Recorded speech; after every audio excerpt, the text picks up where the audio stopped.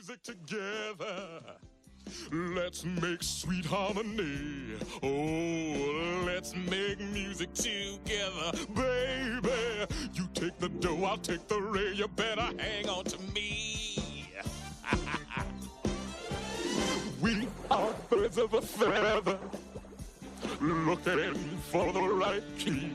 Oh, let's make music together, baby.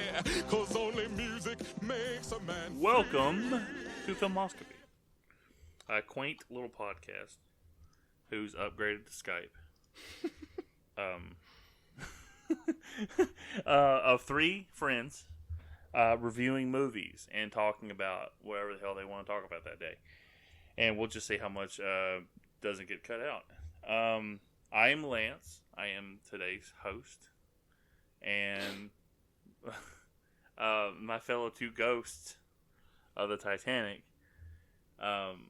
Cody. What's up? And Owen.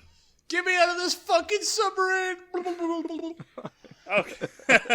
Okay, you know, we're gonna go ahead and do a quick little dive on this. A dive? I didn't mean to say it that way. Oh my god. Damn. I really didn't mean for that point, okay? But, you know, I feel bad for the loss of life. I do realize that 4 of the 5 people were very, very rich. One of them was the son of one of the people that was very, very rich, of the 5 people that died on this submersible vehicle that was trying to make the Titanic. And they probably met their money through, you know, not so, like, honest ways. But, you know, that's life. I wanted to just discuss real quick the complete stupidity of these people, of this Ocean Gate Corporation, wherever the hell it is. You know, they were given warnings back in 2018 that this wasn't going to work the way they were going to do it. And they fired the guy who gave them the warning, and they had 30 officials inside that, they call it the community of deep sea exploration experts and all that, and all those people told them this isn't going to work, and they still went ahead and went with it. Yeah. Evidently, this wasn't the first dive. So. Yeah, the funniest thing is, I haven't heard about it until relatively recently. Like, the first thing I heard about it was, hey, did you guys see that submarine that's been lost? So I didn't even know anything else about it or anything. What were some of the other shit that was wrong with the submarine? The fact it wasn't a submarine. Like, I know it was like. Yeah, I know it was piloted by a fucking Mad Catz controller. Like they got the here's your controller, bro. Titanium controller and fucking like plexiglass. Yeah, a lot of the components were just straight up there was a reporter or whatever that was there for some news station that they were walking him through what the thing was made out of. It was CBS. He's like, yeah, I got this from Camp World or whatever, and a lot of it was just off the shelf stuff that they kind of just threw together, and my gosh, dude, I don't know.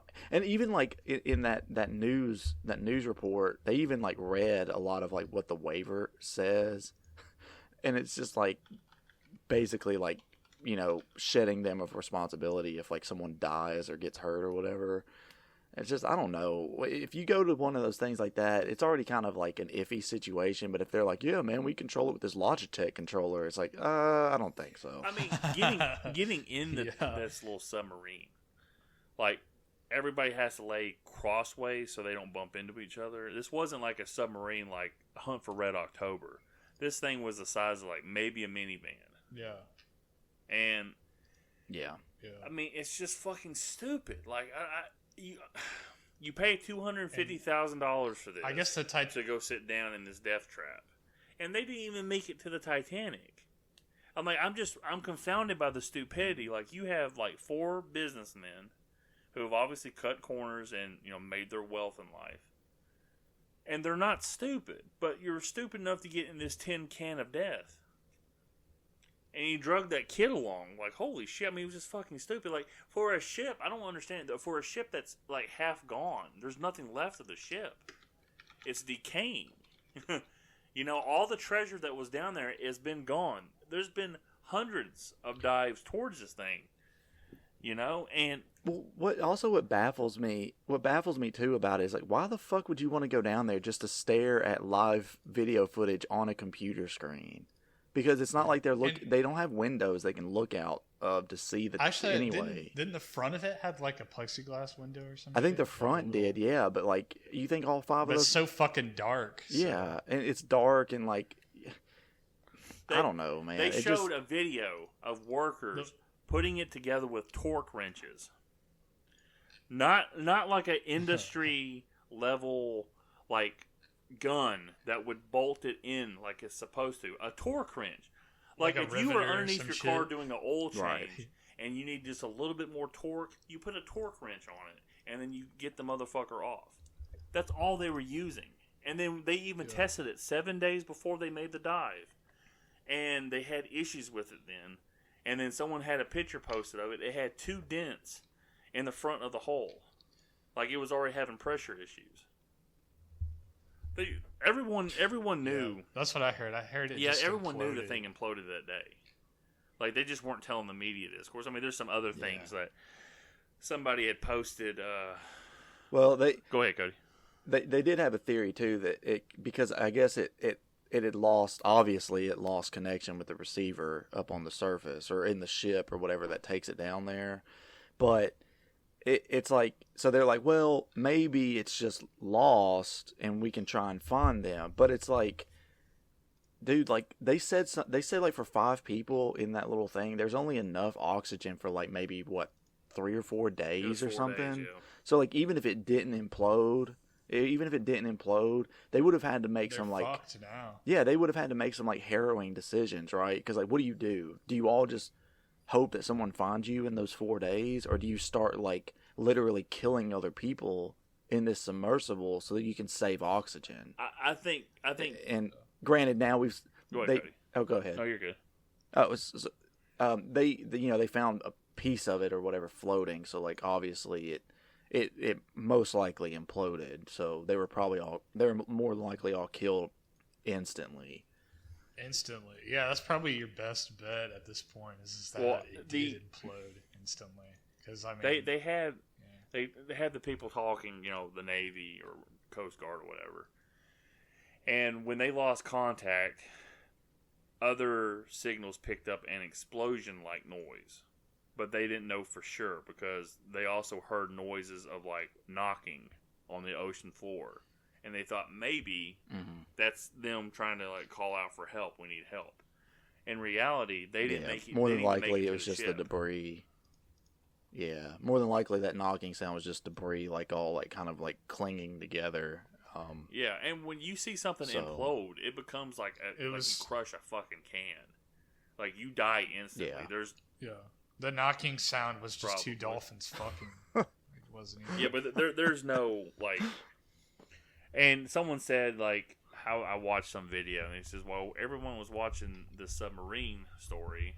What else was happening in the world? And J.P. Morgan, that bank company, set up like a $400 billion grant for a new bank in Ukraine to help them pay for their damages or some shit like that. But it's some all like crooked shit. Oh my god! No, it's seriously like this actually happened. Like there's a news article for it, but no one's paying attention. Right? Yeah. I mean, I'm not saying that you're not telling the truth or that it's fake or whatever. I can't believe it. Like, I don't know. Whatever. That's a whole different topic. It's just interesting that I don't know the way this. I just can't believe. Like, just looking at this thing, you're like, this is a coffin. Yeah. Like, and the guy was like, and I feel like, I don't know if he was just this stupid or this naive, I guess is the better word. Obviously, he's not stupid. He's the CEO of a company. His wife, have both of you guys seen the Titanic movie? Yeah. Okay, you remember the ending? You had that old couple hugging each other as the cabin's filling with water? I don't remember that shot. Specifically, Yeah, but there's a shot at the end of the movie as the boat is taking on water. You have this old couple laying in their cabin, holding each other in bed, and they're crying, and it's a real emotional scene. Well, they're based off of a real life couple that did die in their cabin on the Titanic. Their great great granddaughter is the CEO of this Ocean Gate company. And like this, they were warned. Like that's what's not really talked about in the Titanic. The captain was warned, "Hey, there's icebergs ahead," and he decided to go full force ahead on a moonless night. Like, I mean, it could have been avoided if he had just like slowed the ship down and stopped it. But he didn't want to do that. These people right here, I guess, were working on a, I don't know, budget or a time crunch, wanting to get this done. You have rich people saying we want to go down there. I am just completely and they even backed out of like getting regulated by like professionals or something like that, like for safety concerns, because they're like most of the times when you have issues, it's captain failure, not mechanical failure. Like you guys completely set yourself up for this. Yeah, and they had to have gone through some kind of loophole to not have actual regulations put in place on this thing, but yeah, let's not forget that it's just amazing something like this would still happen, Yeah. Let's not forget that my favorite director of all time decided that he needed to just humble brag about going down to the Titanic. Well, here's the 30 something times.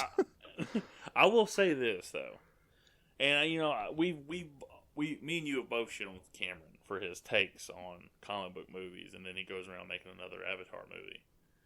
I don't think you're a real film fan if you don't have a 3D television like I do. It's like, shut the fuck up. Seriously, dude, shut the hell up. Have you guys watched the new Avatar? No, not yet.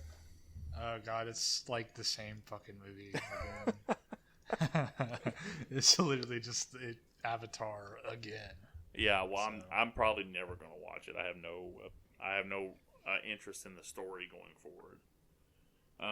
But no, he was on there on CNN talking.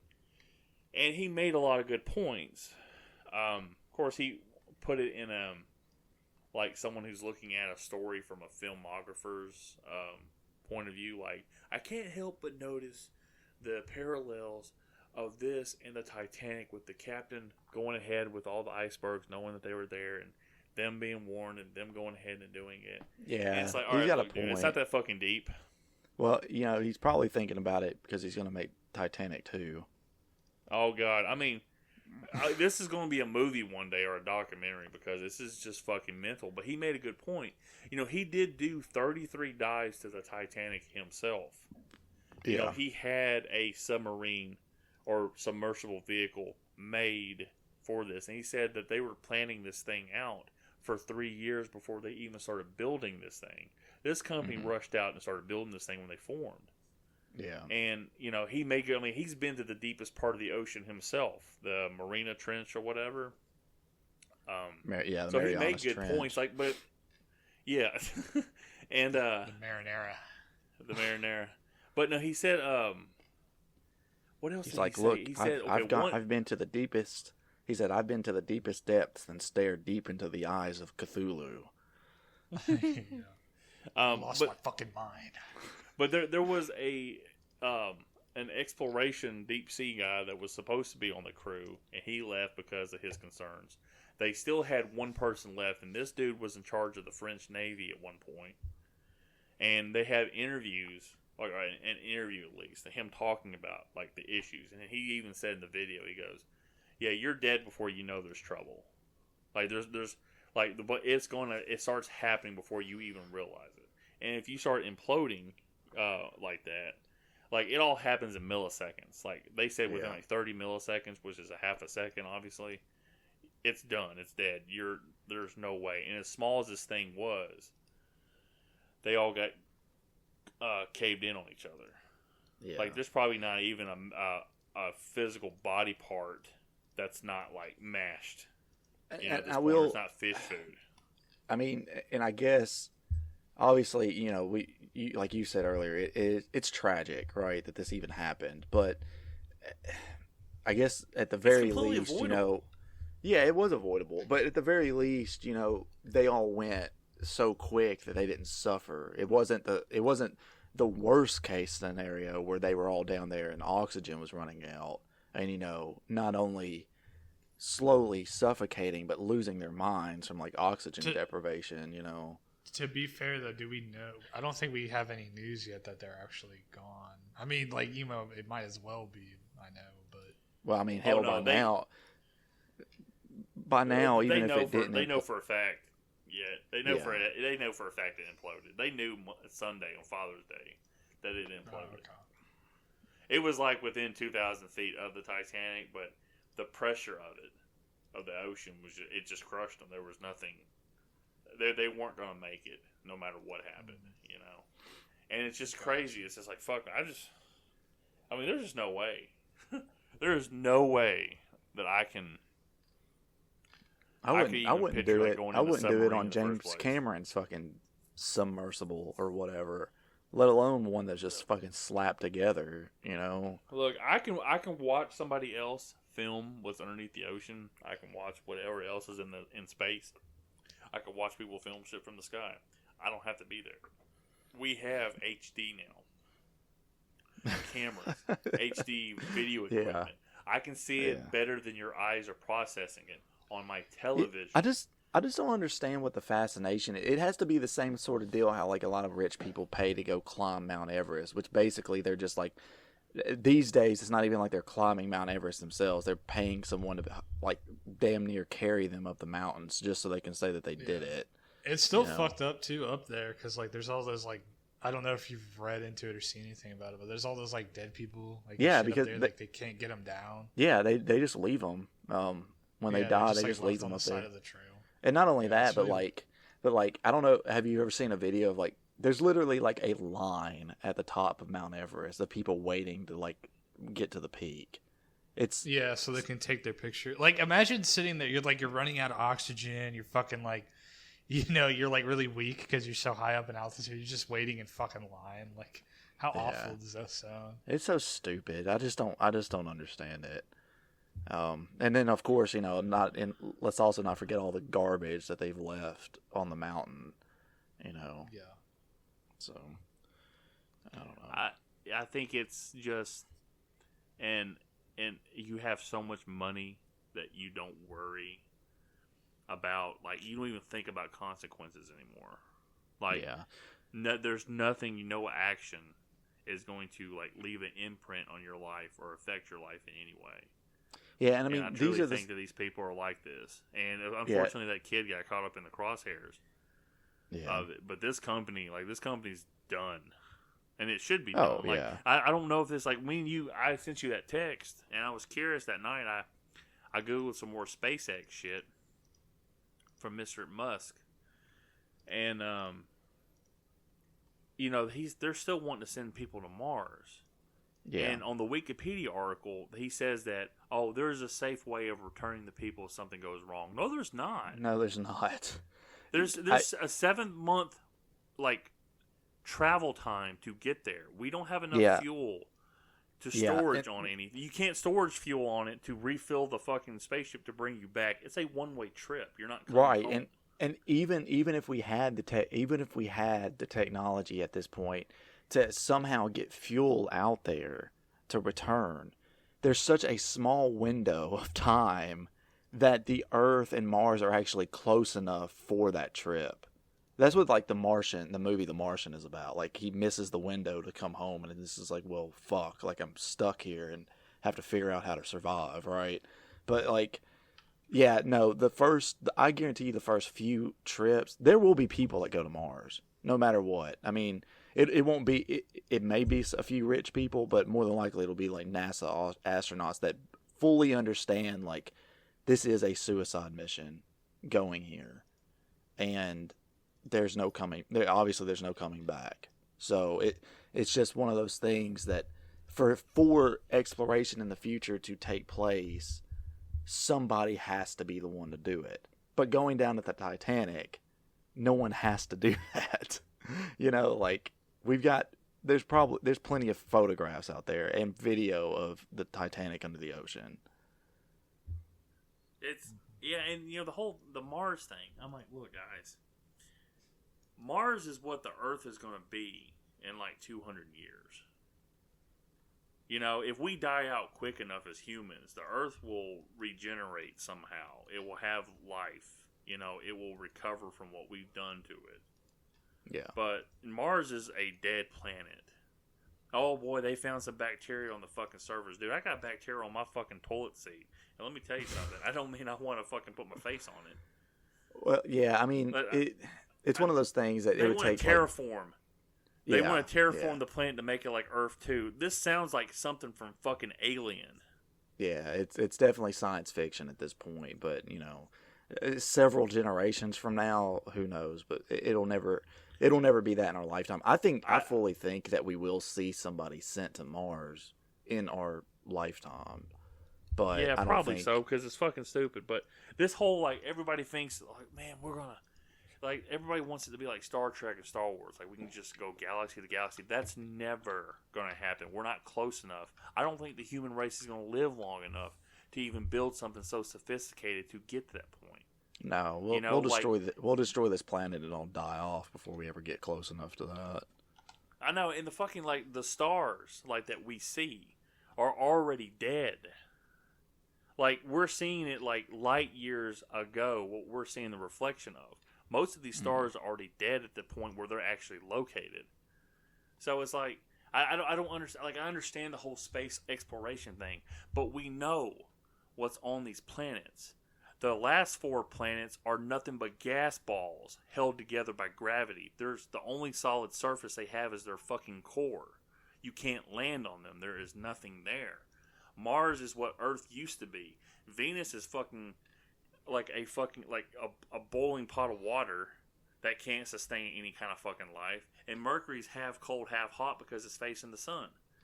But like, there's nothing else like out there. And Pluto is just a frozen rock that was probably some fucking moon that got pushed off like years ago. Obviously, well, like many millions of years ago, or whatever. But like, there's nothing in the solar system that's sustainable. I understand everybody thinks, oh, but there's aliens and shit like that. Dude, we got other fucking problems. Aliens don't want to come here. You know why? Because our planet's fucking nuclear. They can see that shit from outer space if they come to visit here. I don't hear many people talking about aliens visiting the planet anymore because they know this planet's a fucking ticking time bomb and it's a lost cause. So... we have enough money on this planet to fix this planet's issues. They're not going to do it. They're going to use up all of our resources as a planet, and then all the poor people are going to die out while the rich people will try to go to fucking Mars for some fucking reason. Because I guess everybody watched The Martian and thinks, yeah, we can plant some shit there. Yeah. Like, I get so frustrated with this shit. I'm like, people, this isn't logical. Like, even me, I don't have much logic. When I'm sitting here calling you out for something stupid, it's fucking bad. I'm going to go ahead and tell you this right now. I just have this, like, these people, like 5 guys, went down to Titanic. And I'm like, how did you not think that, oh, this is it, I want to see the ship? You didn't even see the ship. You paid $250,000 to fucking die, and you didn't even see the fucking ship.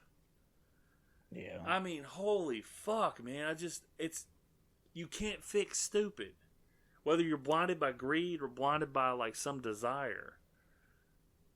You know, you're just gonna fucking, like, you're gonna do it whether it kills you or not. And it killed these people.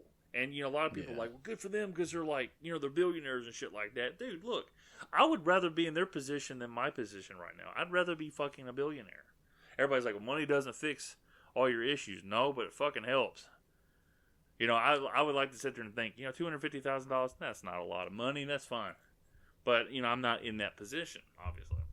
But it's it's astounding to me that these, like, astute businessmen that have made so much money would sit there and look at this tin can. Look like something, what is that, the school bus that used to explore everything. It was a fucking Magic school bus. Yeah, this fucking magic submarine. And you're looking at this going, you know what? It's amazing. They streamlined a submarine process. No, they didn't streamline it. The guy said, I want to be looked at as a visionary. He said some famous person said, "You're most known for the rules you break." Well, I had to break a lot of rules to do this. No, you fucking cut corners. Yeah, These weren't rules. These were like regulations, man. There's a fucking difference between stealing money from your grandma and like, you know what? I think I can put plexiglass on this thing. We're gonna go 30,000 feet down in the water too. No. I mean, it just doesn't make any sense to me. I'm like, the more I think about it, it's like, how can you be so fucking stupid? My bird is smarter than that, and my bird tries to eat paint. You know, it's just fucking crazy, dude. Let's get. Yeah, we know you do. So you need to calm down, everybody. You know who else? Go ahead. Sorry. You know who else had a desire to leave Disney? Was Don Bluth. Ooh, do you have do you have some information for me, Cody, when we get into this that I don't know about? Well, I'd have to dive into it a little bit, but I know that Don Bluth was originally like an animator at Disney, right? And, okay, cool. Well, maybe we should talk about the movie we're doing first before we get into that. Ladies and gentlemen of the jury, we are covering today 1989's All Dogs Go to Heaven. Now, I will say this. Cody is a visionary. He's the one that had the balls to do it first. He picked a cartoon movie. And I was like, I kept debating, maybe I should do something else. But I was like, no, I really want to do All Dogs Go to Heaven. So I picked this movie. I have a backstory from my experiences of this movie that are happy memories of me. And we'll go around real quick and talk about our first experience with this movie. I'm pretty sure this is Cody's second watching of this all time, and this is probably Owen's first, but we'll just make sure. So, Owen, sir, was this your first experience with the movie? No, I'd actually have seen this before. I was really young when I watched it for the first time, so I didn't really remember any of it on the go-around, except kind of the beginning. And his little buddy, his little wiener dog buddy. I remember his voice. That's about it. Oh, boss. That was killer. Hey, boss, you want me to do this? He's like, shut up. Oh no, not killer. Oh, Itchy. I know, Itchy. Yeah, I did Killer's voice. Like, you mean this? And he pours all the ketchup in his hand. He's like, oh, and he passes out because he gets squeamish.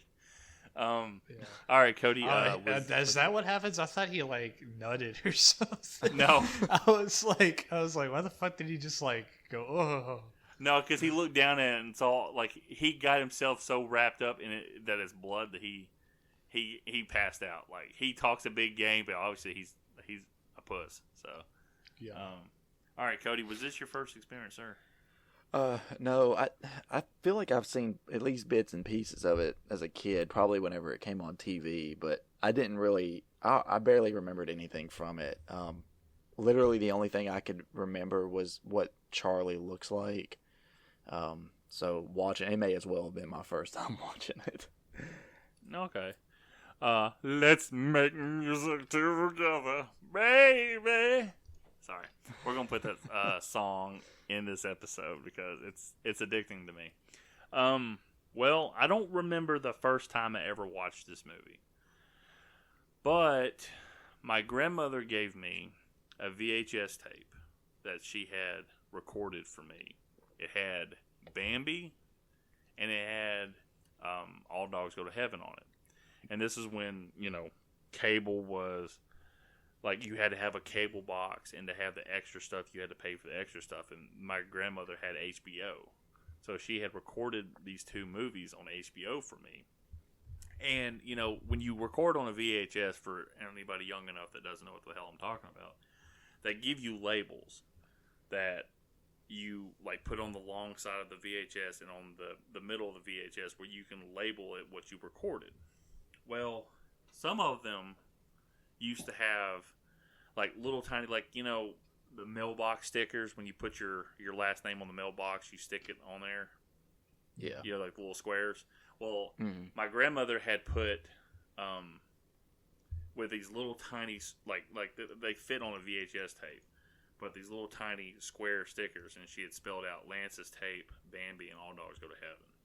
So I had that tape since, at least 5 years old, and I still have it in my room in my dad's house somewhere. But that was, like my first experience having the movie, and like I'm sure I had watched it before, but I watched it on that VHS tape, and I thought, I mean, I loved it. I mean, I still love it. And it's not, I know it's not a great animated movie, and we'll get into that, but it's it holds a lot of memories to me, and that song, "Let's Make Music Together," is completely like stuck in my head when I get done watching this movie for like a couple of days. And I'm okay with it. I don't sit there and go like, "Oh, this shit sucks," but it's pretty good. So that was my first experience. All right, so let me go over the cast, the director, and I will let Cody get into the info about Mr. Don Bluth. Don Bluth. And Don Bluth. So this movie, All Dogs Go to Heaven, came out in 1989, and November 17th, 1989. So I was a year and 3 months when this shit came out in the United States, and it came out February 1990 for the United Kingdom and April in Ireland. And it had a budget of $13 million. It only made $27.1 million, and our astute Rotten Tomatoes has a 44 approval rating on it. And it has a 50 on Metacritic, which is interesting because usually Metacritic is not higher than Rotten Tomatoes. Yeah. What's the deal with the weird rating and shit going? Like, why do people hate this movie so much? I think because it was unfavorable comparisons to The Little Mermaid. Like, it has a disjointed narrative, and like I think it's very dark. I'm reading it right now, but like that's the only thing I think anybody could like for a family movie. I think this movie is really sad. It's pretty dark too, you know. Yeah, and I mean part of that's not even the movie's fault. Like I don't know the Ducky voice actor thing, like who plays the little girl. That shit kind of gets me. That's kind of fucked up. Oh well, I got something for you on her too. Unfortunately. So we'll go ahead and do the cast real quick, and then we'll get Cody to go on his little spiel. But Mr. Burt Reynolds, Smokey and the Bandit himself, is Charlie B. Barkin, a brass German Shepherd and a former con artist. And Dom DeLuise plays Itchy Ford. He's played in a variety of stuff. I don't want to go that deep into it. I apologize to any Dom DeLuise fans. Dom actually reprises the voice of Itchy in All Dogs Go to Heaven 2, and he also does an All Dogs Go to Heaven TV show. So, well, here we go. We'll go ahead and get into this because, like, Vic Tayback plays Carface, Carruthers. I like Carface. Like, morons! They're all morons. So yeah, and there's probably more people that people would like, I guess, pick up on, but I don't see like names that stick out to me. But Judith Barcy plays Anne Marie, that's the 7-year-old orphan with the ability to talk and understand animals. Okay, so let's get into this real quick. Oh no. Yeah. So she was obviously a child actor. She was, let's see, casting records who were younger than her actual age. Let's see how old she was when she passed away. I think she was 10. She was 10 years old, yep. And Jesus. So, oh boy. I don't know. I'm just going to go ahead and read this stuff on Wikipedia. I don't really know how to handle this kind of thing. It's pretty sad. So, as her career increased, her father was an alcoholic and became increasingly angry and would routinely threaten to kill himself, his wife, and her, the daughter. His drinking led to 3 arrests for drunk driving. In December 1986, Maria reported his threats, and I'm assuming that's her mother, reported his threats and physical violence towards her to the police. After the police found no physical signs of abuse, she decided not to press charges against him, meaning that the charges wouldn't stick anyway, and she's probably trying to lessen him getting angry at her. After the incident, her dad reportedly stopped drinking but continued to threaten Maria and Judith. His various threats included cutting their throats as well as burning down the house. He also reportedly hid a telegram informing Maria that a relative in Hungary had died, in an attempt to prevent her from leaving the United States with Judith. So, I guess her mother was from Hungary. I didn't obviously go into that details. The physical violence continued, and with Judith telling a friend that her father threw pots and pans at her, resulting in a nosebleed. So, boy, oh boy. They took Judith to a child psychologist, and she identified severe physical and emotional abuse, and they reported to the Child Protection Services. And I'm pretty sure, I'm trying to get to this point right here. The investigation was dropped after Maria assured the caseworker that she intended to begin divorce proceedings, and that she and Judith were going to move to a Panorama City apartment. I don't know why I can't say that. She had recently rented as a daytime haven from him. Maria's friends urged her to follow through with the plan, but she hesitated due to her fear of losing the family home and belongings. July 28, 1988, the Los Angeles Times reported that 3 people were found dead in apparent murder-suicide, that the bodies were believed to be of Judith, her mother, and her father.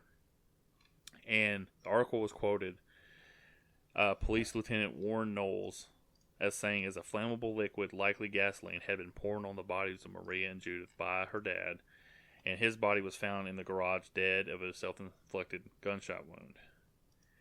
And a neighbor said she heard the gunshot wound about 8:30 in the morning, prompting her to call the police and all that stuff. So, her final film was All Dogs Go to Heaven, and it was released posthumously in November 1989. I mean, over a year and 3 months after she had been killed. And Don Bluth, in an interview, praised her as being absolutely astonishing, and she understood verbal direction even for the most sophisticated situations. And the closing credits song, Love Survives, was dedicated in her memory, and at the credits it does say in memory of her. So, yeah. The movie is dark, but unfortunately it had it looks like a dark situation, at least, touching it through her, unfortunately. Yeah. And, yeah, it's just kind of fucked up. Like, a 10-year-old actress who seemed to be, having a chance for a career, and her psychotic father, I guess, maybe, I don't know if he was losing control of the situation, why he felt like he needed, or maybe he was just mentally ill, who knows. But yeah, so, unfortunately, hopefully we'll talk about more funny things at this point, but it's kind of sad. Yeah. It's just that had colored the ending of this movie for me when I had realized that it was Ducky's voice actor. It also kind of taints A Land Before Time as well a little bit, but I don't know. Is she playing Land Before Time? What'd you say? What was it? I haven't watched Land Before Time. I don't know any of the voice actors. She plays one of the little dinosaurs in that. Oh, does she? Okay, I've seen the first one. I know that, but I didn't know. That's crazy. Yeah, and they made like a shitload of sequels to A Land Before Time, so I think they had to replace her as the series went on. But yeah, I don't know. I loved The Land Before Time, so that was one of my favorite movies as a kid. But this one, I just feel like it's sadder because it's posthumous. So yeah, it just sucks, man. Like I didn't realize it until I watched this movie a couple weeks ago, and I looked up the voice actress, the Wikipedia page. Obviously, it's what I go to, and they showed that. Like, I went to the voice. I didn't realize that she had passed away because I know Burt Reynolds in this movie, but like I didn't think about anybody else, and it was just crazy to see this little girl get killed. Like 10. Like, I mean, she's 10 years old, and she got killed like 27 days after I was born. So it's just kind of nuts thinking, like, but just you kind of put things together in life. You're like, wow, that person died at this and this point in time and shit like this. It's just kind of weird, but it's really sad. Like, when I read that, I was like, man, it kind of took a little bit of like the breath out of me a little bit. Like, damn, man, just sad. But anywho, like, other than that, like, anybody watch or listening to us, if you want to look at the Wikipedia page, it has the other voice actors. I'm not trying to be disrespectful. I just don't have an interest in covering all of them. So if you have an interest in who played who, if you watch this movie, Wikipedia has them all, or you can go to IMDb and see what else they played. And I'm sure like a lot of them played in a lot of things that I've watched. But, you know, other than Burt Reynolds, I didn't really recognize any of the voices. So anyway, Cody, sir, you had a little something on Mr. Don Bluth. Yeah, so I don't know what the exact situation was with him leaving Disney, but he began his career as a Disney animator. And the first film he actually worked on, he directed Land Before Time too. Yeah, he directed. Well, Land Before Time was that was when he started his own animation studio, right? So, The Secret of Nim was his first film under the animation studio, and but when he worked with Disney, he was an artist on Sleeping Beauty. He worked on Robin Hood as an animator. He worked on The Many Adventures of Winnie the Pooh as an animator. He was a directing animator for The Rescuers. He worked on Pete's Dragon. He worked on The Fox and the Hound, and that was the last Disney film that he made or he worked on before leaving and starting his own animation studio. And which, like I said, the first film would have been The Secret of Nim. That's why, like, when you look at the animation for at least in All Dogs Go to Heaven, and it's probably similar with a lot of his other films, especially in this era, but it does have like that classic Disney animation look to it, but with a just a hint of like something different, right? Like I think the facial animations on the people are a lot more exaggerated in this film versus like what they are in like those old Disney movies. They're a lot more subtle in the Disney movies, but and I also wonder if, and I don't know if you two picked up on it, but Judith's character, I can't remember her name, Anne-Marie. Does she not? She looks a lot like Snow White, like if Snow White was a child, and I wonder if that was intentional.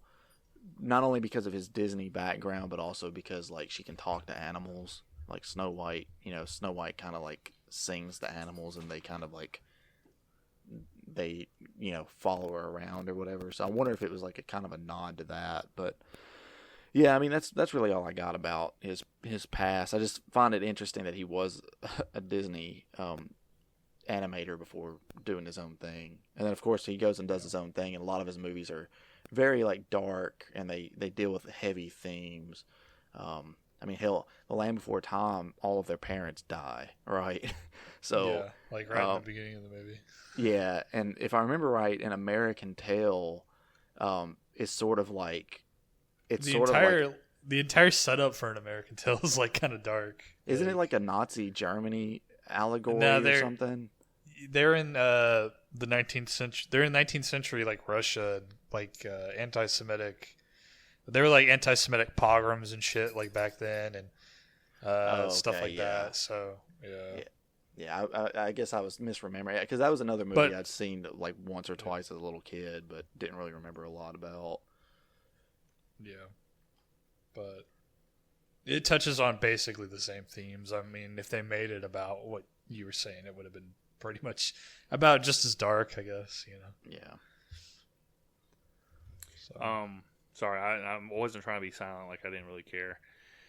No, you're good. Also want to mention he also did make several video games as well. The most popular of which would be Dragon's Lair, which I think pretty much everybody knows what Dragon's Lair is. But I don't. Explain it to me like I'm 4. Oh, do you really not know what Dragon's Lair is? No, Cody, I do not. If it's not WCW on NES or Mortal Kombat, I have no idea what the fuck you're talking about. All right, buddy. I'm sure if you saw the art for it or the character, you probably like it. You've probably seen something of it before. But you basically play as like this medieval knight, I guess. And the whole like plot is like you're supposed to save the princess, but apparently it was like extremely difficult because like basically the game looks like one of his animated movies. And like you would come to like these sections of the game where like literally all you have to do is press like left or right to kind of make a decision as to where to go, and like timing matters and all that. And the main character can die in like a ton of different ways. Yeah, it's like one giant QuickTime event. Yeah, basically. But Quick question, they made like, guys. yeah. Go ahead. You finish that up, because this is about the release of this film, and I'm not quite sure what this means. I'm not smart enough to figure it out. Yeah, so I was just going to finish off by saying, like, he directed 3 Dragon's Lair games. He also made a game that was, like, similar gameplay, but whole different, like, setup called Space Ace. Space Ace. Yeah, so. Okay. So, this place, they actually got Wendy's offered toys with their kids' meals or regular fries from this movie. And they had a computer game adaptation for the Commodore Amiga system with a free software package. Giggity. So I'm going to read this to you, and you tell me what the fuck this means, Cody. Or Owen. It don't matter. It don't matter. None of this matters anymore. The film opened in North America on November 17th, 1989, concurrent with Disney's 28th full-length animated motion picture, The Little Mermaid, once again. Concurrent, does that mean they were released together?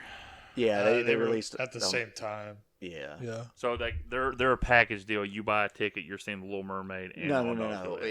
It means that they were likely released on the same day. So basically, they're just pointing it out because it was 2 competing animation studios releasing a major animation film on the same day. Okay, now let me read this to you then. So it says, okay, after Disney's 28th Little Mermaid, 28th full-length picture, once again, Sylvan Bluth would be vying for box office receipts with Disney, just as their last 2 films, American Tail and The Land Before Time had. So that just means they were released in competition. It wasn't like a package deal. Because I'm thinking like, man, hell, you're going to pay for a movie ticket and the movie's only an hour and 20 minutes long. It doesn't seem like, you know. No, it just means that they were competing in the box office. And I mean, especially back then, I get an animated film was about 90 minutes is pretty much spot on for an animated film at the time. I mean, nowadays it's a lot more flexible. You do get more animated films that are like closer to 2 hours, but 90 minutes seems to be the standard. I mean, I know this is 80 minutes and not 90, but you know. Now, real quick, Cody, since you were big on the animated movies during this time period, did you ever watch Anastasia? Yeah, I did. I don't. Again, that's another one I don't remember very well. But yeah, I did watch it. That was a Don Bluth movie. Yeah, I had it on VHS. Did he come back to Disney or some shit? No, I don't think not so. at this point. His thing. Let me show you. There's a timeline on Wikipedia. I love it. Wikipedia at Wikipedia. It says Walt Disney Productions 1955 to 1960 and 1970 to 1979. He was with Filmation 1967 to 1970 and 20th Century Fox 1993 to 2000. That was his employers. So this was like independently, like his studio did this movie, and they had I can't remember who released it. Home Media. Hold on, I just saw this damn thing. Damn it. Yeah, so that would have meant that United Artists distributed this movie. I wonder if that just the 20th Century Fox thing is that 20th Century Fox may have come in and bought his animation studio, because literally everything else that he released was with 20th Century Fox. No, that's a good question. I don't know. Which would explain why, it doesn't list anything during that gap when, like, Secret of Nim, American Tail, Land Before Time, All Dogs Go to Heaven, and Rockadoodle were released. Thumbelina would have been the first film released under 20th Century Fox.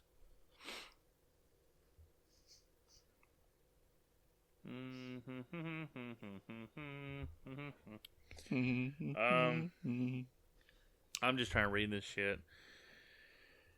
Let's see. Evidently, okay. Affiliation with Steven Spielberg. This is Mr. Don Bluth. Teaming up with producer Steven Spielberg, Bluth's next project was An American Tail, which at the time of its release became the highest-grossing non-Disney animated film of all time, grossing $45 million in the United States and over $84 million worldwide. The second Spielberg and Bluth collaboration, The Land Before Time, did even better in the theaters, and both found a successful life on home video.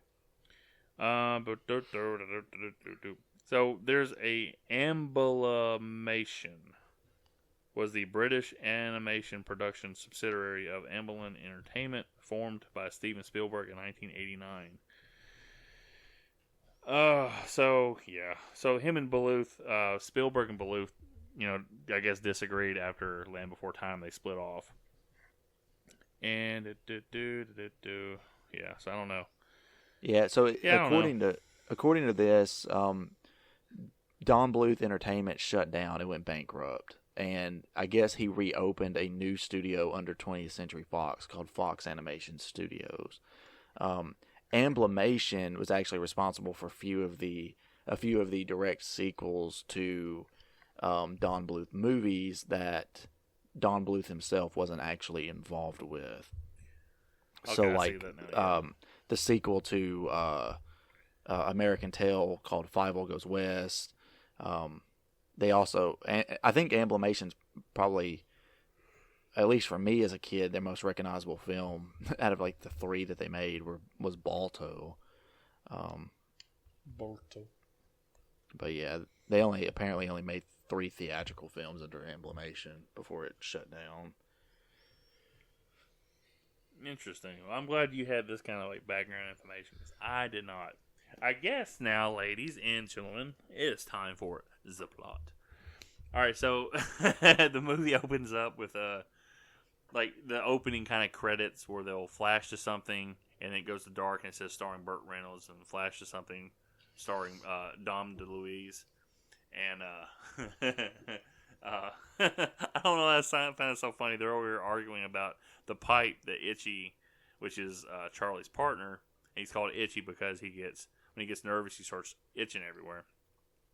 That he's got this jackhammer, and they're going to dig on this pipe.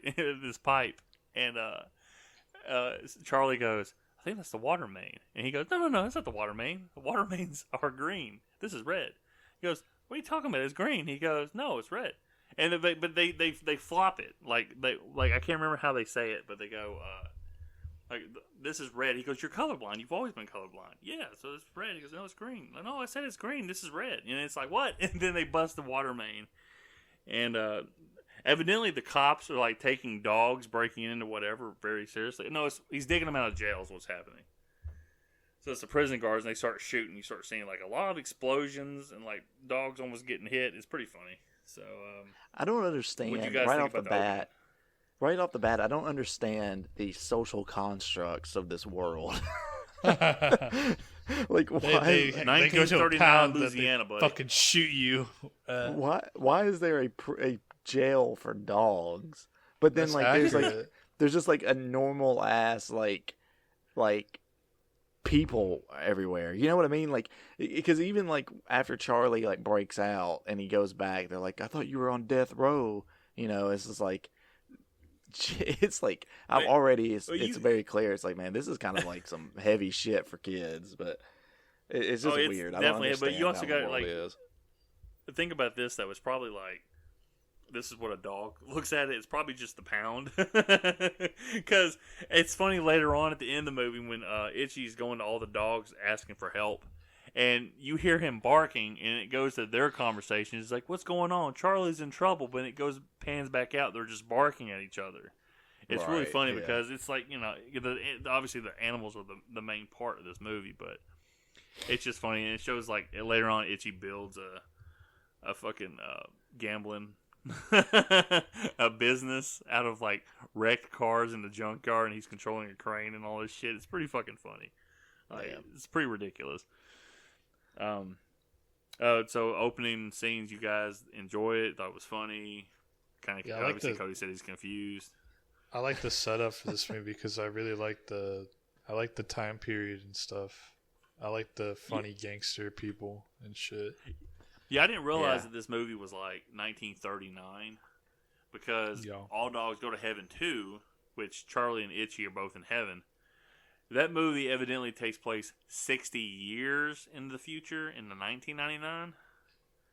And obviously they don't have Anne-Marie's character anymore because it's, to play, She's not old as fuck. because her actress passed away. Yeah. And then I guess I don't know how the movie plays out, but the movie, it says the direct Charlie Sheen. This isn't Hollywood Undead. Charlie Sheen Has got plays a way that he loves to show. Charlie Sheen plays Charlie in All Dogs Go to Heaven 2, which is a direct-to-video movie, plus it's like a series pilot for the TV show, and then they have the TV show, and then there's like a Christmas special, which is the series finale, which really focuses on Carface. And I guess the dogs come back to life in the movie and in the show and stuff. I don't know, I didn't watch those. But And they're walking around in their rotting corpses. yeah, pretty much. It's like the dog. It's funny when they do. Well, we'll get to that part. Remind me to talk about Charlie when he comes back. But Charlie, you can never come back. Shout Shout out to Sarah. Shout out to Sarah, who's my co-assistant manager at the store, kind of co-conspirator too. She has a husband, and her husband's name is Charlie. And she says sometimes she'll mess with him. She goes, "Charlie, you can never come back." So they'll talk about this movie. It's like I said, this movie is for an older generation. This wasn't in the Disney wheelhouse, if you will, but it doesn't get talked about enough. Is why I wanted to pick it. Because I even picked like All Dogs Go to Heaven reaction videos on YouTube, and there's like 4 or 5, and there's like one review video, and like nobody else talks about this movie. So. Yeah. Yeah, it's like a lesser. I like the darker tone. I don't know why people were hating on that shit. I think it makes it interesting at least. I can kind of see where some of the people were saying like, some like bits of the plot are kind of dropped a little bit, but I don't know. I like the darker tone so far. At this point in the movie, I like, the drinking and the gambling and shit. It's cool. It's not something you see like in a animated movie. Yeah, I like how like it's a rat race and it's literally rats racing. Yeah, it's a literal rat race. I like the stakes. I thought they were going to use the stakes more, like use the stakes as money, but they just kind of ended up using actual money instead. That was funny though when Carface is like, "You can have half of." He goes, "Half the T-bone, and then half of the filet mignon and all that other stuff." It's pretty funny. Yeah, it's pretty funny. Like so. Charlie and Itchy go back to their old hangout, which you see a sign of it that says Carface and Charlie's name is scratched out. So it was a business that Charlie set up with Carface, a gambling establishment in 1939 New Orleans. And it's in the swamps, and it says like no gators and all that stuff. It's kind of funny. And then you find out like through conversations that Carface has set up Charlie. Charlie doesn't know that. That's why Charlie was in prison. Charlie comes out, and he wants to hang out, but Carface wants to get rid of him. So they end up tying Charlie up. Well, not really tying. They get Charlie drunk at Mardi Gras. And then they put they put Charlie in a blindfold as he's singing, "You can't keep a good dog down." And Carface and Killer, which is Carface's dumb assistant, are pushing this car down this boat dock to run over Charlie, and you hear Killer like laughing, like, and then Carface is like, "Killer, shut up, shut up, shut up!" It's so fucking stupid. I always crack up every time he says "shut up," and then when he does the whole like morons, I'm surrounded by morons. Yeah. And then Charlie goes to heaven. Yeah, he dies. So. He just gets fucking killed. And then, but it doesn't show it. It's kind of funny. It's like you don't see his body go in the water. You just see the car go in the water. Charlie goes into heaven. All dogs go to heaven because all dogs are good. But then you look at Charlie's book, and it has all of his crimes listed and all the things he's done bad. And she's like, I'm having a hard time finding like anything that you did well. And so they go into this like kind of song thing that's not really a good song, I don't think. Them going back and forth. You can definitely tell Burt Reynolds is not a singer. Yes, he gets outplayed in that shit. Like yeah, in I that was one gonna say, section. I didn't really like any of the songs in this movie. They feel very let's make music together. no, they feel very like stage play, like Broadway. You know what I mean? Yeah, I know what you mean. Did The Land Before Time have songs in it?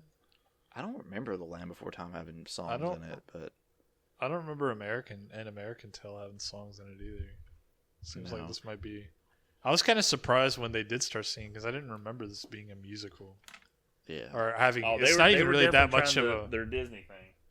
Yeah, it's not even really that much of a musical, honestly. It's like, I mean, it has songs in it, but it's not like a Disney movie.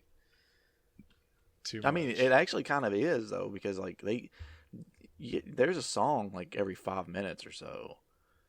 Every 5 to 10 minutes, there's a song in this film.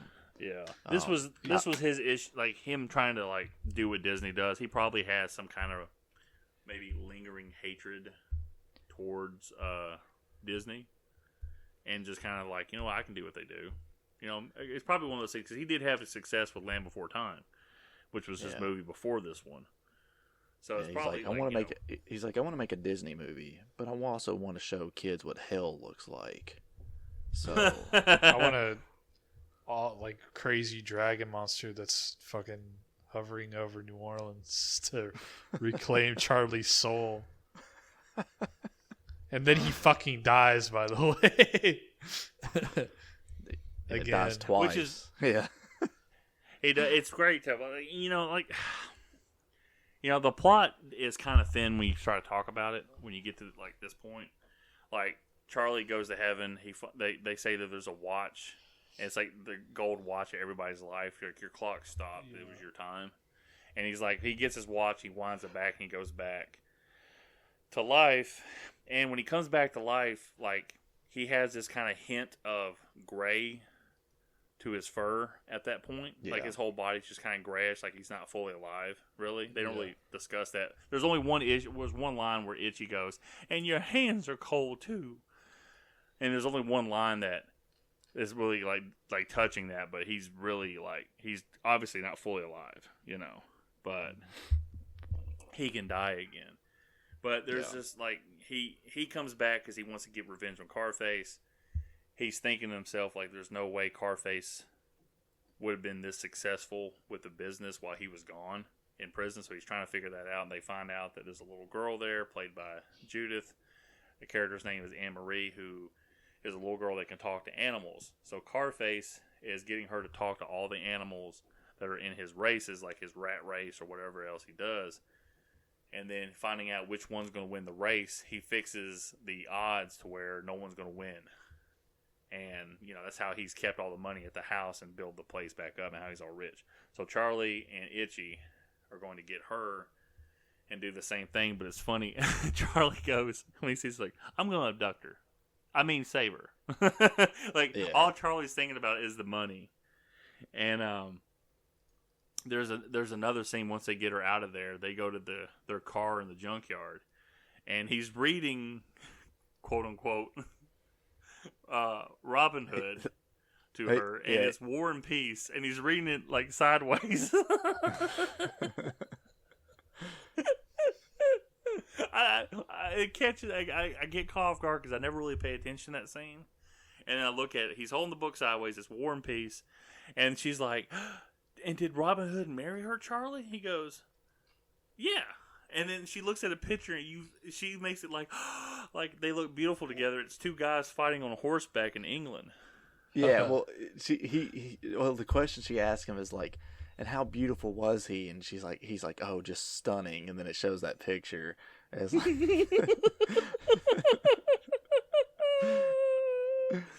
Oh God! And he just throws the book behind him. He goes. And he won, It's like, it's great. And then you have like moments throughout this movie showing how innocent and pure Anne Marie is, because she doesn't have parents, and that's all she really wants. And Charlie promises to get her parents. Obviously, he's just trying to use her to win all this money and then build a business so he can keep making money. And then they get to a horse race, and she's talking to one of the horses, and they ask her. This is like when she's starting to see that Charlie is just like Carface. That's all he's using her for. Yeah. He goes, "Oh, come on, would Carface read you a bedtime story? Would he kiss you goodnight and all that stuff?" And he's like, "Look, we'll win all this money. We'll get you some dresses. We'll find you some parents." She goes, "Okay, Charlie." And it's very trusting because that's all she really wants is a family. And she's talking. They say it's going to be the Grand Charhi. And you look over there, and it's this kind of mentally unstable, goofy-ass looking horse with flies all around it. Very skinny. Like, there wouldn't be any reason this horse would win. And it's the horse's birthday while they're going to do it. So they go up there, and it's really ridiculous. Charlie is on the bottom, Itchy's on top, and then she's on top of their shoulders with a fake mustache with a big trench coat, pretend to be a guy to place the bets. And I swear, like when the Charhi wins, because you have that one horse that's racing and doesn't realize it, and the other horse runs up to him and goes, "Do you know it's the Grand Charhi's birthday?" He goes, "Oh, okay. I'm sorry." So he pulls back, and he literally shoves his head up the Charhi's ass and races him to the finish line. Charhi's looking around with his tongue out, waving at people, and then he gets thrown over the line. It's fucking great. I find so much humor in that little scene, just how stupid that horse is. So they go around, and Anne Marie is winning them a bunch of money because they go to a frog race, a kangaroo fight, and something else. I can't remember which one it is. And as they're winning all this money, though, you can see how unhappy Anne Marie is. And I skipped over this part, but the money they get for the horse race, they steal from this couple who are really nice, and they play an important part later on. Yeah. So we got any thoughts at this point, guys? Yeah, I don't know. I mean, I was still digging it at this point. At this point, I don't know. I feel like it was kind of like how a lot of the critics did say it kind of had dropped its plot points a little bit there. I thought they would focus a little bit more on him. I don't know, having the second chance or something like that, but I don't know. Well, that's the thing, is he kind of just throws a second chance away, right? He doesn't really think of it as like a second chance. He kind of probably thinks of it as, I've cheated death, So yeah, I guess in the story, I guess if his clock stopped, he would just rewind it because he has it in his hand, right? Well, so I think he can live forever. Well, isn't the thing that if he's separated from it too long, it stops ticking? So he'll be alive as long as he keeps it on him, because that's what kills him in the end, right? Is he gets separated from it, and he chooses to save Anne Marie, but he doesn't get back to the watch in time, and it stops, and he dies. The watch stops at the end, not because it's separated from, because it fills up with water. You see the mechanism filling it with water at the end. And he's just keeping the watch on him at all times because it's safekeeping and it's going to be on him, because he knows that it can get damaged anywhere else. Obviously, when they fight quote unquote with the big gator. So all right. So I'm trying to think. There's kind of they end up building a gambling establishment for Charlie's crew, and I think Charlie, like you guys were talking about it, I think Charlie he obviously doesn't care that this is a second chance at life. He wants to get back at Carface and experience the success that he was robbed of, because it feels like during the story it's implied that before they're able to achieve success, he was put away. Yeah, in prison. So it's one of those things that obviously Charlie's well liked by everybody, and Carface isn't. But that's when the little girl, Anne Marie, finds the wallet that they stole the money from was the couple she talked to.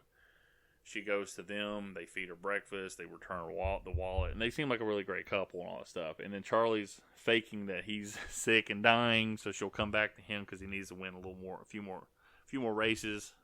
Because obviously it's never going to be enough for him.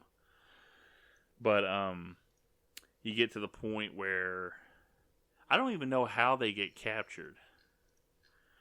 Like by the the little rats in the sewer, and they get sacrificed to the gator. I don't even know what the fuck happened there. I can't remember. Well, I don't remember how they get captured. Or aren't they being chased by Carface's goons or something? And then like the floor collapses and they go down into the sewer. Where they fall down in the sewer, and then you have these little rats, got them tied up in cages, and they're like, hoo ha, as they're carrying them to the sacrifice range for this big gator. Yeah, he's like, talk to them, see what they want. He's like, I can't. They talk funny. And then you find out, there's this big gator that comes up that's going to eat Charlie, and Charlie lets out this like really high pitched noise, and then the gator's like, "How can I eat a voice this wonderful?" And then they start singing. It's like, "Let's make music together." I like the sound it makes when they're under the water. Oh yeah, it's like, "Let's make music together." I always love that part too when they're singing under the water. And then so the gator is like the gator escorts them out, and then you see that Anne-Marie is sick. She's starting to cough and stuff like that, but they really don't touch on that issue that much, other than the fact that they need to get her back to go see a doctor or something like that. But Charlie's just kind of like more focused on getting her well, just so he can win more races or whatever. And then Itchy gets beat up by Carface and his goons, and Carface and his goons blow up their establishment. And then Itchy's just like, I think we should go now. Like, we shouldn't be here. We should just like go off and go somewhere new. And Charlie goes, we gotta use the girl. We gotta build the place back up. Like, that's all Charlie's concerned about, is building the place back up so he can be successful. Yeah. And he sees, like, and of course, I don't think he truly like just doesn't care about Anne-Marie. But I think he got pushed. He gets pushed to the limit though by Itchy. Itchy's like, "Why do you care so much about the girl?" And he's like, "I don't care about her." And he goes like hard the opposite direction, like saying, "Like, I'm just using her, and we'll put her in an orphanage when we're done." Yeah. And then she's all depressed and all that stuff, and then she gets kidnapped by Carface. So the final confrontation, Charlie's like tied up to a ship anchor, I think. And then he's like, it's a whole thing. He's dropped. I can't remember how I just watched this thing like an hour ago.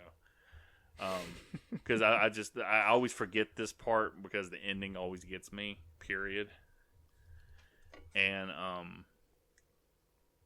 so Charlie, the gator shows up because he hears him howl one more time. The gator shows up, lets Charlie go, and chases after Carface after he gets into the water. And that part he goes, scrumptious. And then Carface is like, "Wah!" and he tries to swim away, and you just assume the gator's going to get him.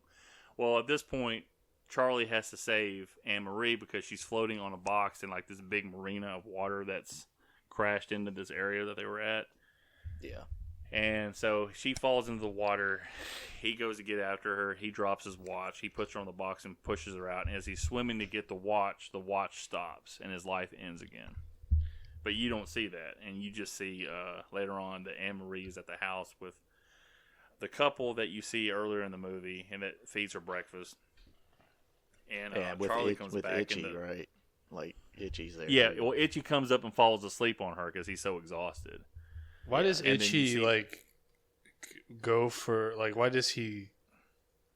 When does he eventually not stop hating the girl? I don't... Well, I think it's just Charlie's gone at that point. They don't really dive into it that much. Oh. Yeah, it's just... I guess it's just... I thought it was weird that he even did. Like, I feel like, he was... Like, I feel like that kind of buddy character would definitely be the one who's, looking out for, the little girl while the like main guy is kind of being a dickhead. I don't know. Yeah, this movie does I think Itchy represents like Itchy doesn't like lie really. He just kind of like this is his intentions and like take it or leave it as a sidekick, obviously. And then Charlie's the one that's the schemer and also the one that can pretend otherwise. It's kind of a weird dynamic, and it's different than like the stereotypical like thing you get in animated movies, you know. But yeah, at the end, so Charlie comes down, and the sky is red. So it's assuming that Charlie is going to hell, dog hell, because he has a vision of the dog hell earlier, and it's like this kind of cool ass fucking boat in a pit of lava, and he got these little demon dogs that are like got bat wings and shit like that. It's pretty funny. And then you talk have about the pizza. Oh yeah, I forgot with about the that. Like puppies. Charlie does have one redeeming quality about himself, that he cares about these little dogs that this like That he goes and visits his kids every now and then. Yeah. Are they his Yes, kids or are they just random little dogs? I think they're supposed to be. they're random just. dogs, I think they're just but- random little dogs. They're just little bastards. But it does kind of come off a little bit like, oh, he's going to visit his baby mama with all their pups running around. They're all different breeds too. Because I always thought about that as a kid though too. It's like, well, that's obviously his girlfriend. These are his kids, and it's like, no, that's not. They call him Uncle Charlie. So Yeah. maybe he's just hitting it a little bit, and they think he's Uncle Charlie. But so at the end of the movie, Charlie is like, you know, what I'm saying he feels remorse, and he's like, I'm sorry, Squeaker, and you see this big like demon dog in the corner of the sky, and everything's red, and you see this little blue dot come from heaven and turn everything back to normal, and the demon dog goes away, and he goes, Charlie, you can come home now, and he goes, but I thought you said, because she kept saying you can never come back, because obviously he was a bad dog and he stole the watch. He goes, you gave your life for her. You're a good dog. So then they have this really like, I'll have Cody play it at the end of this episode. This little exchange where it's just like, goodbyes aren't forever. And it kind of hits harder now knowing that this little girl had passed away a year and a half before this movie was released. And he's like, will we ever see each other again? It's like, of course, you know. And it's kind of this emotional. Like the first time I rewatched it, I cried. I didn't cry this time, but I did cry. My Savannah, she cried watching it too. So, yeah, I'm salty for this movie. And then that's then you see car faces in heaven at the end, and you know they're singing some kind of like, it feels like some very like, how do I say this? Like gospel like music. It's kind of like upbeat and shit like that. It's a pretty good little ending song, but Carface steals a watch and he starts rewinding it back, and she goes, "Oh no, Carface, you can't do that." And he's like, "Shut up." Yeah. And then she starts chasing him, and he goes, "He'll be back." So yeah, that's the end of the movie. So he's gonna go back to heaven. Is that what that means? Well, he says he'll be back. She says you can never come back. She's telling him the same thing. He goes, "Oh, he'll be back." Dude, he's gonna redeem himself. Maybe So, I should have that's- been so mean. Yeah, he's like, killer, I'm so sorry. You can have 100% of the business. Yeah, this was a good little movie about, you know, betrayal and moida. It's all about betrayal and moida.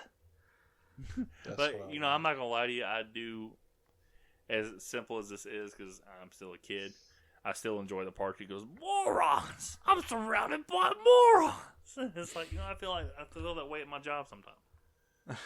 So, that's the end of All Dogs Go to Heaven. Like I said, this spawned a direct-to-video sequel with a lot of the voice actors returning, except for Burt Reynolds, and like, I think this is 96. Cartoon series came out in 98, and then the series finale / Christmas special came out like 99 probably. And that was the end of it. No one's went back to remake this movie, surprisingly. And nobody has done any more continuations of it, really. So, that's it. I'm going to go ahead and push it around to everybody and go, look, did you like this movie? Would you recommend it? So I'm going to start with Cody, because I feel like Cody's going to be super negative, because he always is. Cody, did you like the movie, and would you recommend it? Yeah, I did like it. Like I said, the only thing I really didn't like was the music. I think the music is just a little too Broadway. But I think I was really thinking you were about to shit on. I ain't gonna lie to you, but I mean, no, I think that the animation's really good. I think that there's just a couple little weird things. Like there's like a random like spiral transition in one point. It's like, why is this here? Because this literally hasn't happened in the first half of this movie. There's just a little odd choices like that. But overall, the movie's good. I do recommend watching it. So, hell yeah, I like that, man. That's what I'm talking about. Owen, sir, would you recommend this movie, and did you like it? Yeah, I'd recommend it. I thought it was all right for what it was. I thought it was a pretty solid, just little family movie. That was just kind of a good little watch. Like maybe one time or something if you'd like. Yeah, I don't know why everybody was so negative about it. It seems like it's a pretty decent movie. I don't know. I feel like that as it goes, the tribalism that's been more highlighted with movie franchises and especially like sports and all that kind of stuff, and obviously politics. The tribalism online that you see, I think, has always been there. So I think that this movie comes out and it's competing with the Disney movie. And I know Disney wasn't the powerhouse it was then. It was now. But I think probably people looked at it as like it's lesser than and didn't give it a chance. Well, you got to think, at the time, this was also, you said this released concurrently with The Little Mermaid. And The Little Mermaid was really the start of the Renaissance for Disney. Because for, I don't know, the better part of a decade or more, they weren't really doing all that hot. Okay. I didn't realize that was the start of it, like, reigniting. Yeah.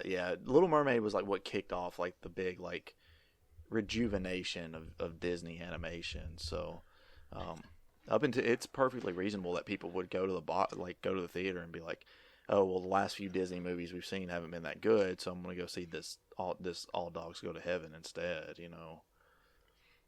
And another thing too is like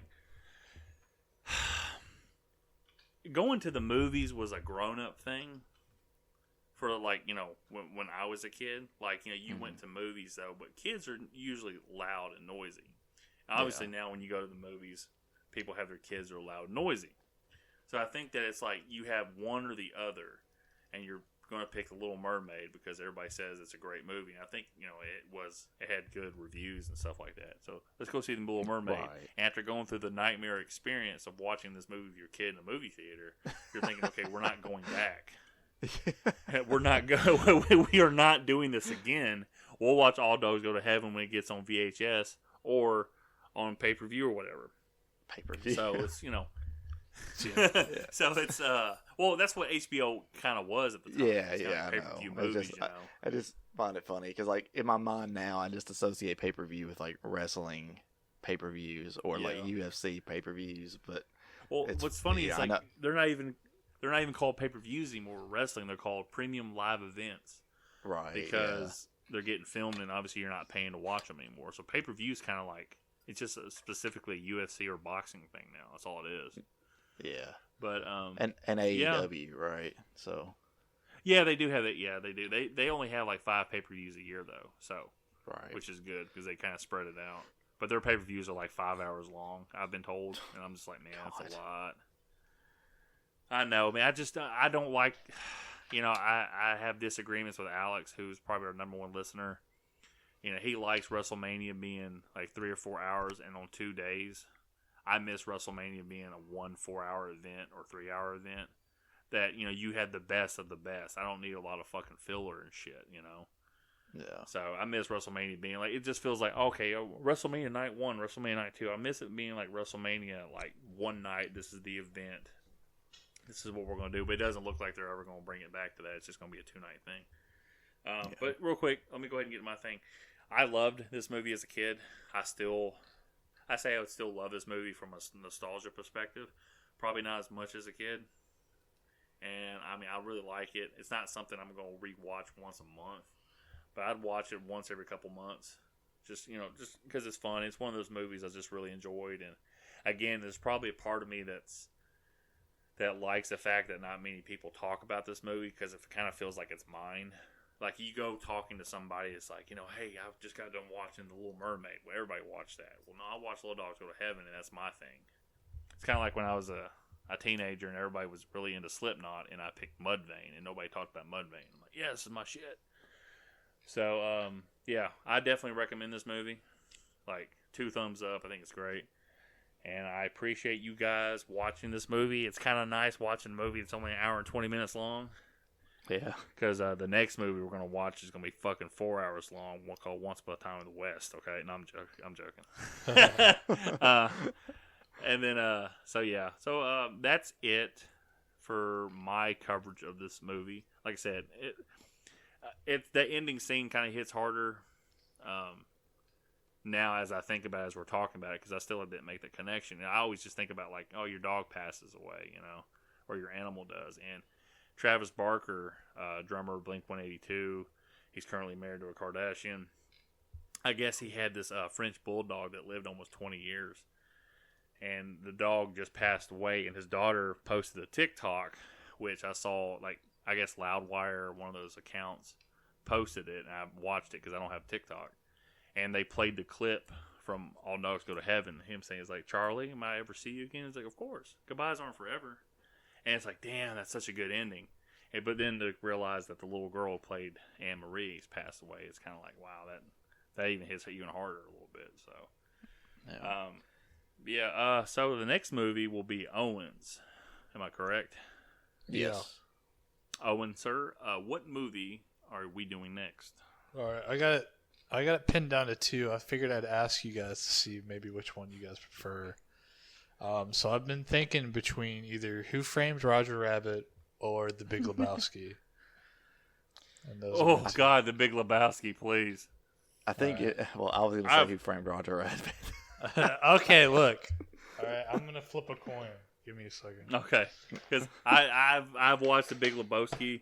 Like, I've never seen it all together, and that movie's fucking hilarious. But I had to watch it for film class in college. Oh, really? Yeah. I haven't watched it in a while. I watched Who Framed Roger Rabbit not too long ago. All right, so here's my coin. It's a penny because I don't have any quarters because I'm poor. So we'll say heads, Roger Rabbit, tails, Big Lebowski. All right, give me a sec. Right, okay. Shit, I threw it like way over. Looks like it landed on heads. Which one was heads again? Roger Rabbit. All right, then I guess we're doing Roger Rabbit. All right. Well, we'll continue this conversation off air because I'm going to have to use the bathroom. Everybody, thank you for listening to Filmoscopy, and I'll see you next time. Bye. Bye. See ya. Now you go to sleep. Huh? Charlie, will I ever see you again? Sure. Sure you will, kid. You know, goodbyes aren't forever. Then, goodbye, Charlie. I love you.